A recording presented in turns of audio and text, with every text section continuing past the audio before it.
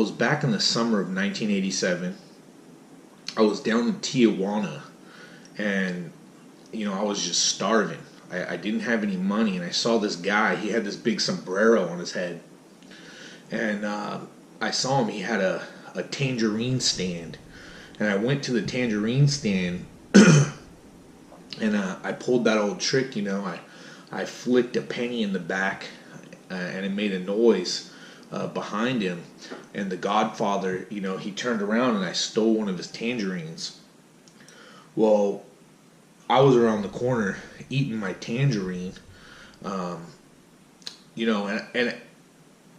if I had more than a penny, I wouldn't have stole it, But I was just trying to survive at the time.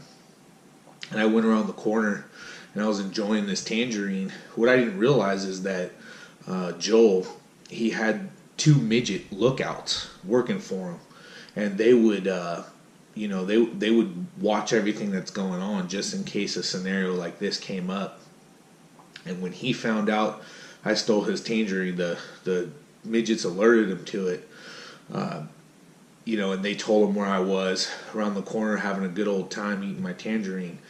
He just came charging around that corner like a rhinoceros and just steamrolled me right into the ground, beat me half to death. I mean, I was within inches of my life. He was so angry. The thing about Joel you got to understand is that, you don't take anything from Joel. He just doesn't put up with that sort of thing. That tangerine was like more important to him than $1 million. And so here I am, just beat to hell, and just holding on for dear life. He ties me up, throws me in the back of his pickup truck, and he takes me out in the middle of nowhere, out in the jungle, and he tells me, "You're going to learn today. You're going to learn today." And I was like, what the hell is this guy talking about, man? You already beat me half to death for taking this tangerine. And he's got this sombrero on his head, and he's just looking at me, just dead serious, right? There is no smile on his face. He's just an ice-cold killer. And, I'm just going, what is about to happen right now? So he takes me out in the middle of the jungle, and he goes, "Your daddy didn't teach you the proper way, but you're going to learn today." And it was like this little rhyme that he said without cracking a smile. He's just dead serious. He's like, tells me this little poem of his, and he just left me out in the jungle. He just left me out there. He was like, "You're going to learn today," and turned out to be the best lesson I ever learned in life. I was out there in the jungle, dying, tied up, had the whole world against me, and that was just his way of teaching me, that life's hard, and sometimes you got to get yourself out of a bad situation. I didn't realize it at the moment, that this was the greatest lesson I had ever learned. But many years later, I came to find out that man in that sombrero with those two midgets in that tangerine stand taught me the greatest life lesson.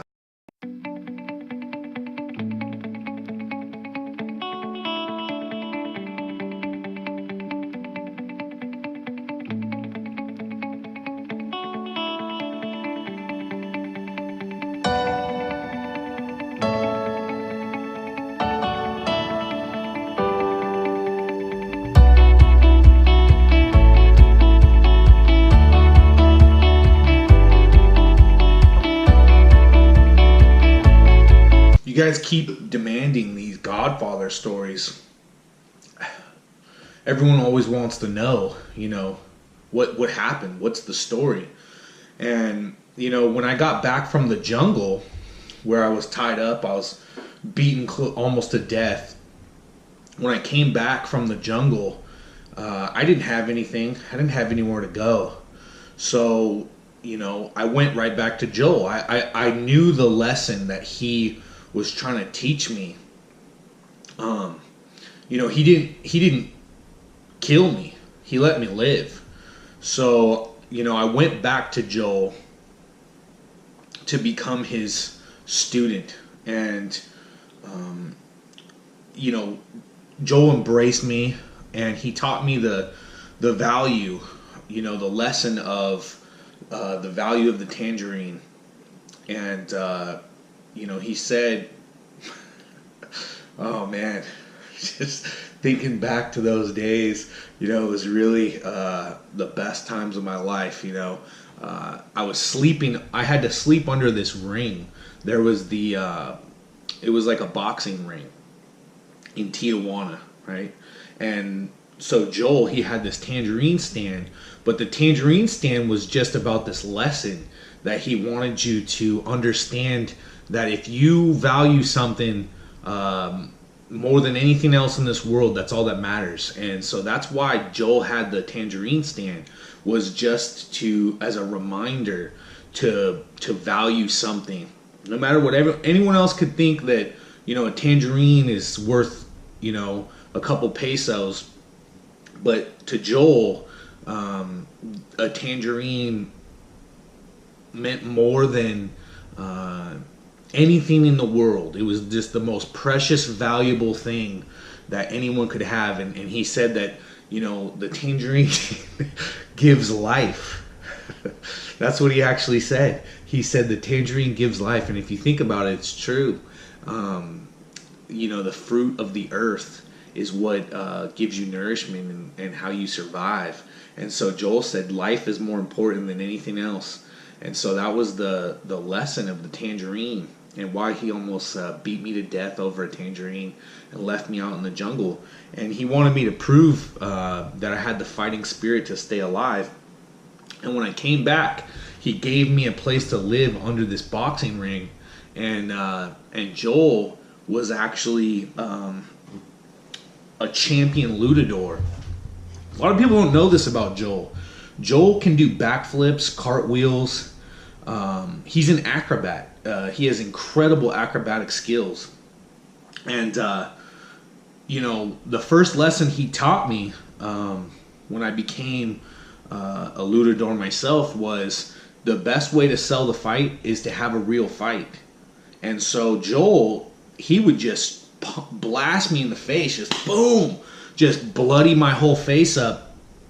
And, right when I got back from the jungle, he just beat the hell out of me, right? He just slammed my face into walls, kicked me in the stomach, knocked the wind out of me.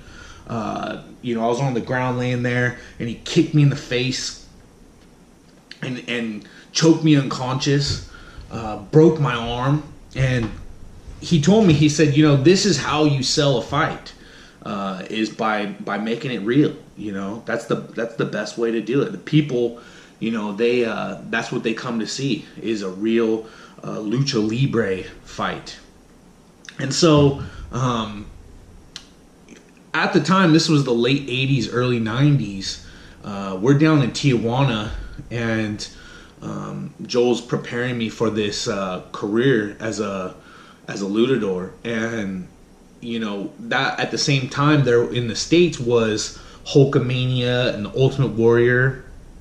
And so Joel, he was just a wild madman, and down in Mexico we would wear masks and different outfits. And so Joel, everyone knew who Joel was. He was the Godfather, because the people, they felt like he was sent from God. So he got this nickname, the Godfather, and he adopted all of these children in Mexico, and he was the Godfather to them all.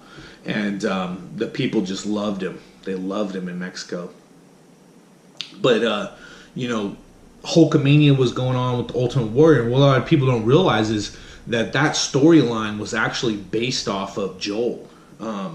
Joel was, the Godfather was like the Ultimate Warrior. He just was unstoppable force of nature that just couldn't be stopped. And so, I was portrayed as Hulk Hogan, and basically, so you can understand it better. And I would just get murdered by Joel all the time, and all these other characters, as well. You know, I would just get a different mask, and Joel would just put me in a different outfit, paint something on me, and people thought I was a completely different person. I played the roles of so many different fighters, and was basically a full-time jobber that Joel would just obliterate constantly. And he had the two midgets as well.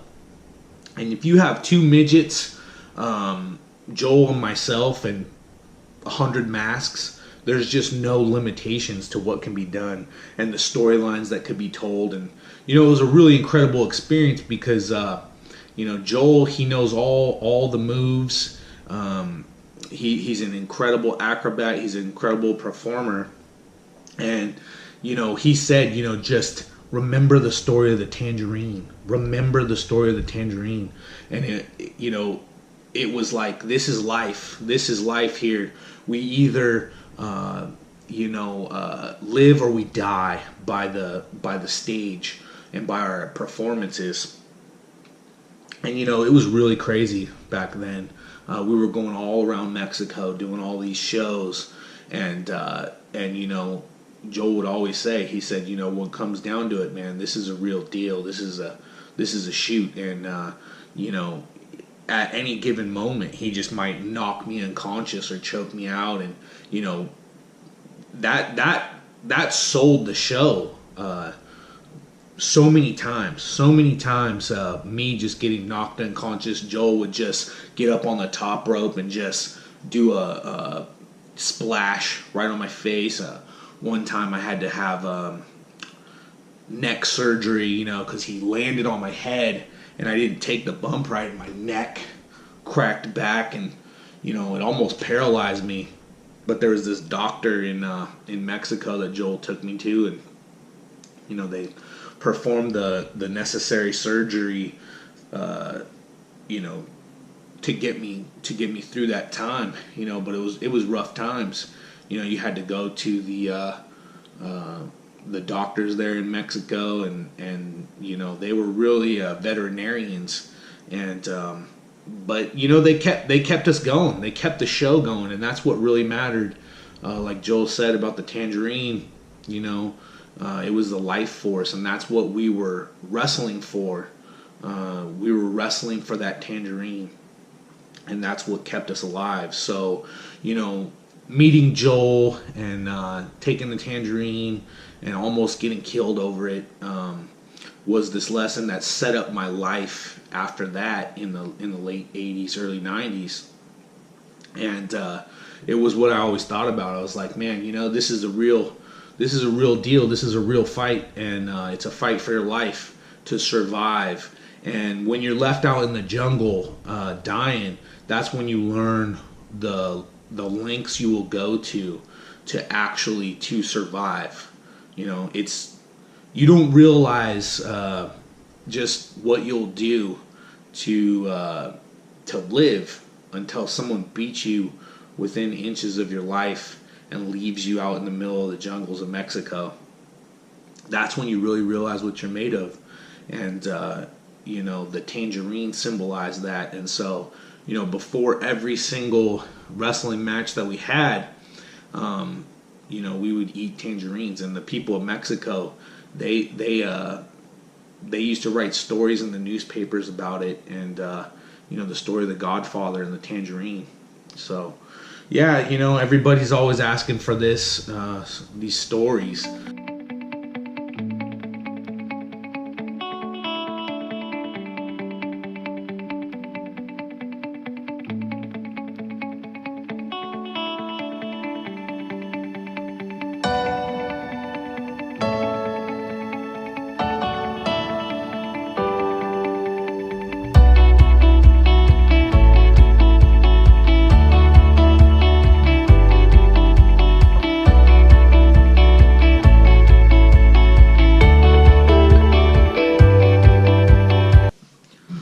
What happened after Mexico?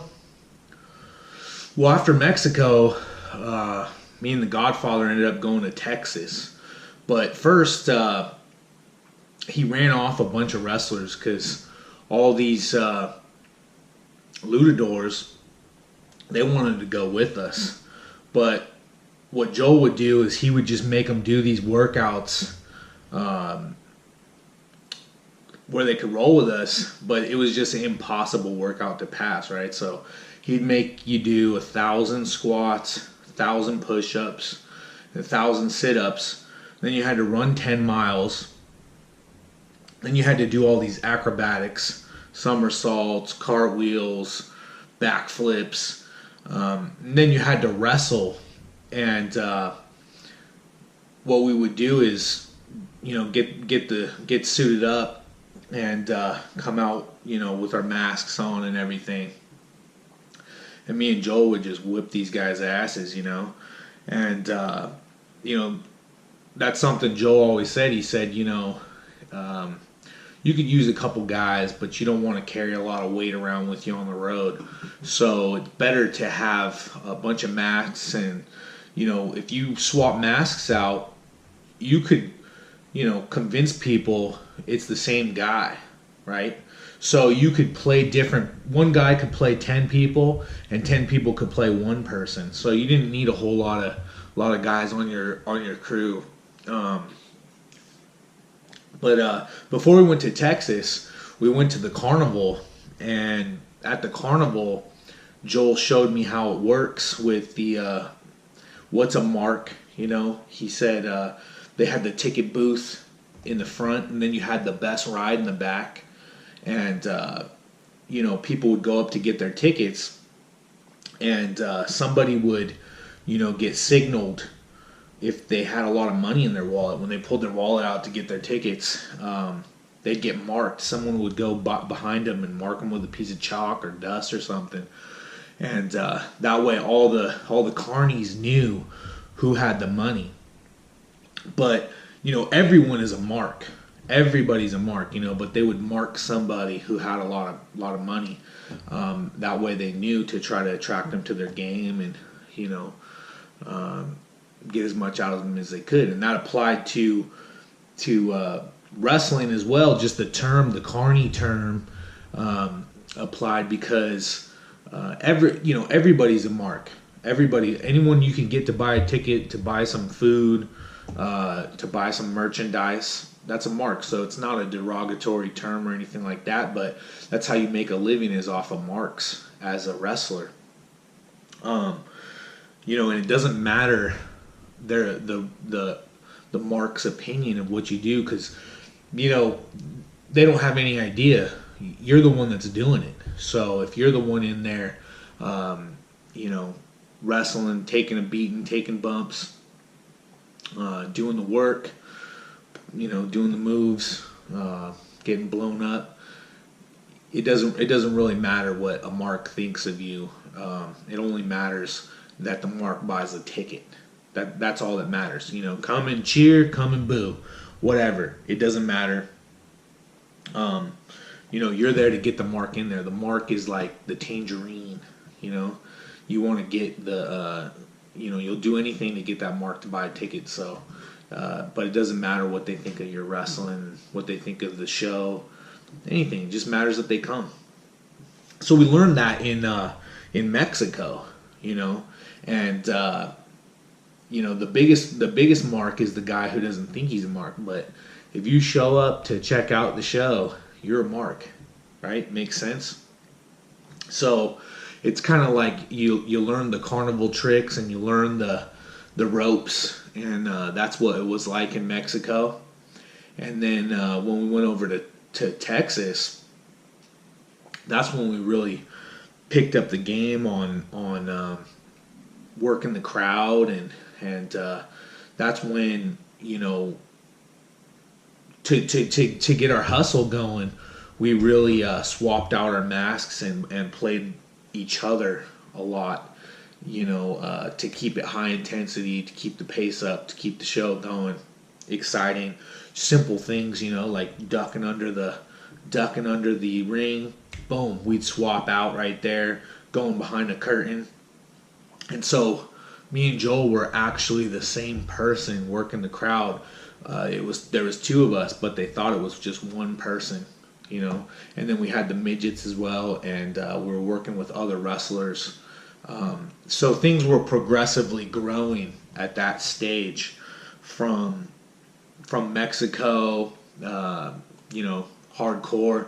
But we still, even in Texas, we always had those tangerines and we ate them every single show on the road, and that became kind of our gimmick, was the tangerines. Um, Having those tangerines in our hands, and that was just like how everybody knew us. We had masks on. We were luchadors from Mexico, but that tangerine kind of is what identified us, and people didn't really know who we were. They just knew us as these guys, that had these tangerines, and there was a big backstory to that. If you knew it, if you were in the game, if you were savvy, so to speak. So we kept working the marks and doing the road shows and just getting our game going better and better, learning the acrobatics, learning the different moves, and man, did we put on some good shows. It was just wild times, and we did some really exciting events, and always kept that tangerine in the back of our minds.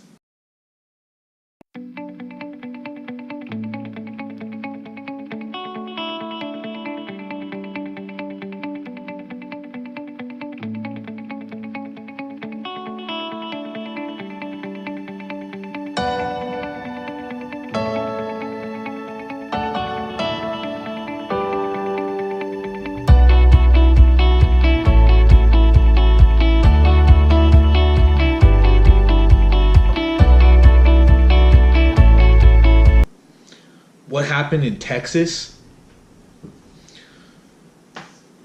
to truly tell the whole full story of Texas, I'd have to have JoJo come on. Luckily, he just stopped by, and I talked with him, and he agreed. He said that he'll do an interview, and he'll tell the story of what happened in Texas, how he ended up in Canada. The whole story. Hook and shoot, getting into shoot fighting. One of the big lessons, I learned from The Godfather in Texas was, what a smark was. And a smark is a mark that thinks he's got the game figured out. What it comes down to, really fighting and wrestling, comes down to winning. Comes down to getting over. But the smart thinks that they know more than the performer or the wrestler or the fighter, and they don't. That's just an opinion, and the opinion, something that JoJo taught me was that opinion is the lowest form of human knowledge.